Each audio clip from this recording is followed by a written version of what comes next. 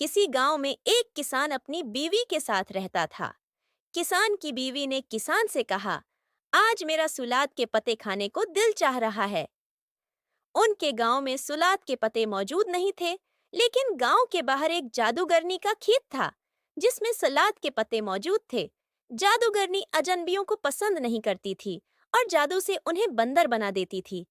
بیوی کی زد پر کسان نے سلاد کے پتے لانے کی ٹھانی۔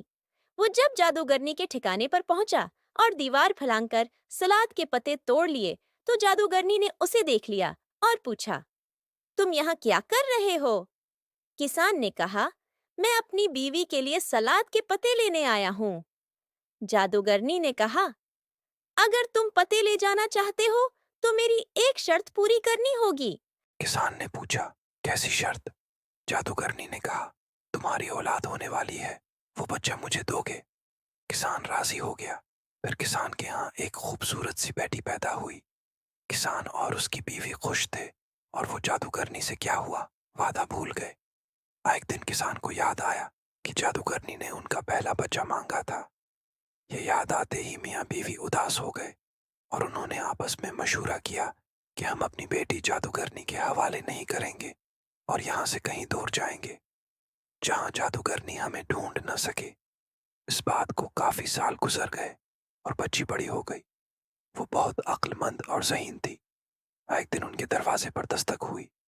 گھر میں کوئی نہیں تھا۔ جب بچی نے دروازہ کھولا تو سامنے ایک مکروہ شکل کی بڑھیا کو پایا۔ بچی اسے دیکھ کر گھبرا گئی اور فوراً دروازہ بند کر دیا۔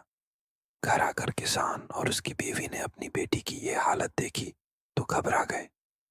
بیٹی نے انہیں سب کچھ بتایا۔ میاں بیوی اداس ہو گئے۔ بیٹی نے ماں سے پوچھا تو پتا چلا کہ بابا نے اس کے پیدا ہونے سے پہلے جادوگرنی سے سلاد کے پتے لیے تھے، اور جادوگرنی نے اس کے بدلے پہلی اولاد مانگی تھی۔ اب ہم تمہیں اس جادوگرنی کو نہیں دیں گے۔ لڑکی نے کہا، آپ جادوگرنی کو دعوت پر بلائیں۔ کسان نے جادوگرنی کو دعوت پر راضی کر لیا۔ جادوگرنی کے لیے لڑکی نے شوربہ بنایا۔ لڑکی نے شوربے میں نیند کی جڑی بوٹیاں ملا دیں۔